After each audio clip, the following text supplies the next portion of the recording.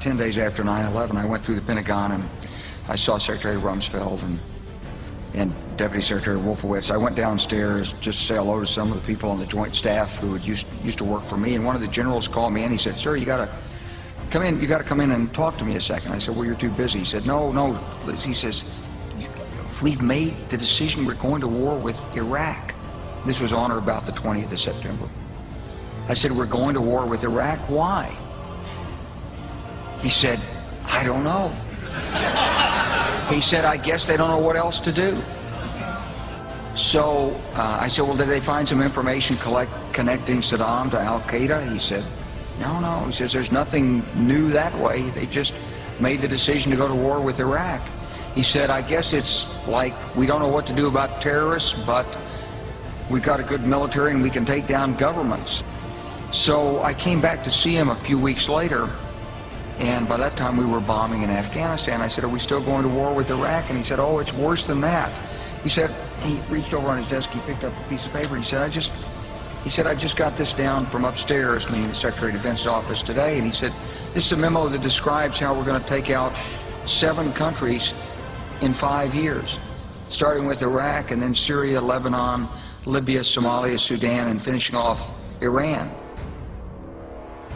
Amerika hat da sehr viel beigetragen, aber erstaunlicherweise nicht die von den Bush-Kriegern so immer eingesetzte Hard Power, sondern ist es ein Erfolg amerikanischer Soft Power, wenn man die Bedeutung von Facebook sich anschaut, von Twitter, aber auch die Idee eines globalen Fernsehnetzwerkes, das ja von Al Jazeera umgesetzt wurde, und das würde ich überhaupt nicht unterschätzen, welche Bedeutung gerade diese Medien haben, weil sie faktisch die staatliche Zensur. Jeder, der die Nachrichten der letzten Jahrzehnte verfolgt hat, weiß, dass Al-Qaida von der CIA gegründet wurde, mit der Befürwortung und Unterstützung von Saudi-Arabien, Israel und Pakistans Geheimdienst.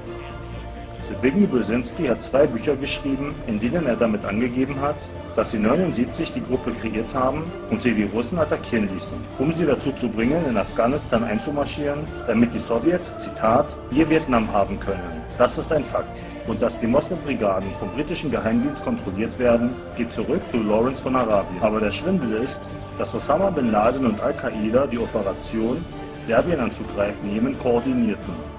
Und dann kam die NATO und bombardierte Serbien. Dann haben wir natürlich die Anschläge des 11. September und die Newsweek-Schlagzeilen über die Flugzeugentführer, die in den amerikanischen Militärstützpunkten trainiert wurden. Die Times of London berichtete vom Lufttransport des Bösen. Monate nach dem Beginn des Afghanistan-Kriegs hatte das britische und amerikanische Militär tausende Top-Al-Qaida- und Taliban-Führer gefangen, denen dann befohlen wurde, sie wieder freizulassen und sie nach Pakistan zu fliegen, damit die nächste Destabilisierungswelle begonnen werden kann. Sie sehen, Al-Qaida ist offiziell und aktenkundig eine Kreation der CIA, Großbritannien, Israel und Saudi-Arabien und kommt weltweit zum Einsatz. Far more speculation has been raised on the reasons for NATO's intervention in Libya.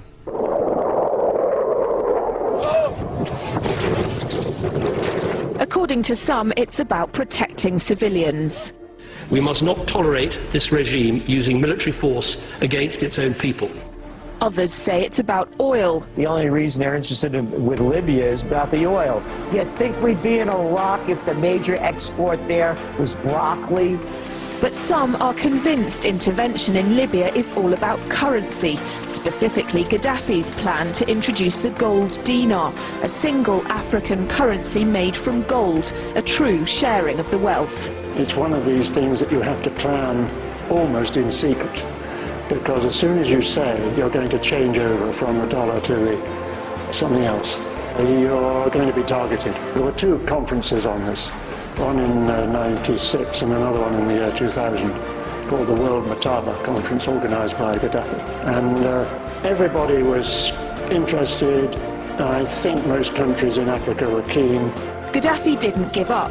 In the months leading up to the military intervention, he called on African and Muslim nations to join together to create this new currency that would rival the dollar and euro. They would sell oil and other resources around the world only for gold dinars. It's an idea that would shift the economic balance of the world.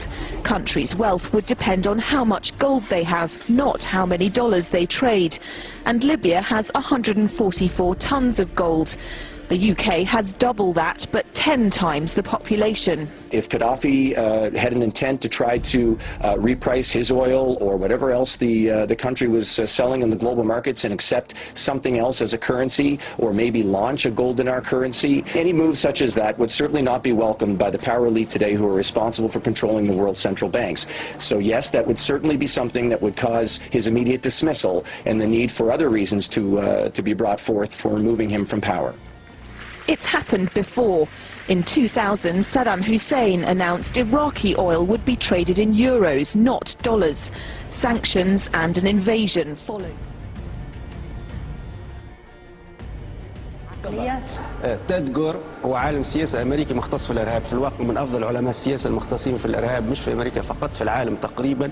يطرح سؤال وإشكالية أساسية: هل أن الإرهابي شخص عقلاني عنده مشروع سياسي أم هو شخصية مرضية غير سوية؟ بمعنى آخر، هل أن الإرهاب موضوع للعلوم السياسية أي موضوعنا، أو موضوع لعلم النفس؟ ناس مرضى، ناس مجانين، يمشي لعلم النفس عالجه. هو يوصل إلى ضرورة أن دمج العلمين، علم النفس وعلم الاجتماع السياسي. وبالتالي نشوفوا البروفيل نتاع الإرهابي. أنا خدمت الجزائر 20 سنة، هو شاب صغير السن، غير متعلم، في عادة مهمش، غير متزوج، ما عندوش أولاد، ما عندوش أطفال، ما مكونش أسرة، وثم إذا كان قرأ شوي في العلوم الصحيحة مش في العلوم الإنسانية عادة، راهو ثم دي كونتر اكزامبل هذا عارفين. فهذا هو الإرهابي، ويخضع إلى قانون أساسي، مش نشرحها لتوانسة ونبسطوها. سو كو نابلون لو ديناميزم انترن دي جروب تيروريست، هي الديناميكيه الداخليه للمجموعه الارهابيه. ايش معناتها؟ تو جميله بحيرة كانت تقتل الفرنسيس كان الشعب وراها، كانت بطله مجاهده. هذيك الديناميكيه الداخليه للمجتمع.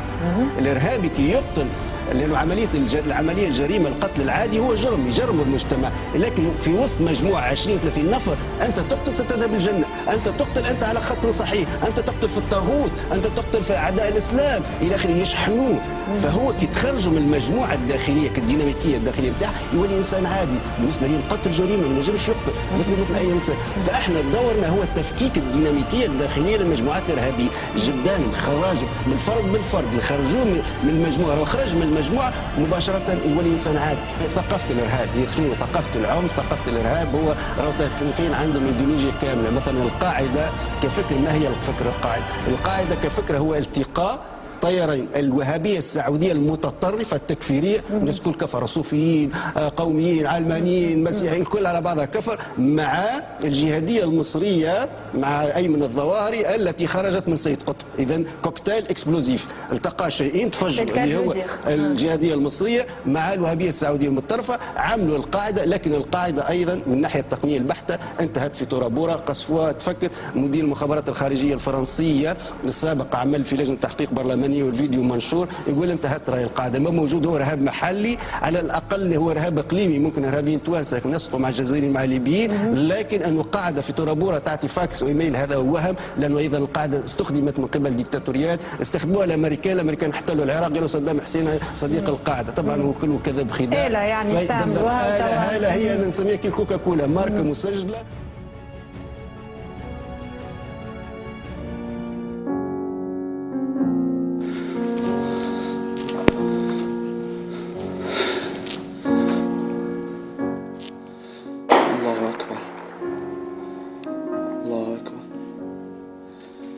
احتراق كنيسة فرحات في التلال.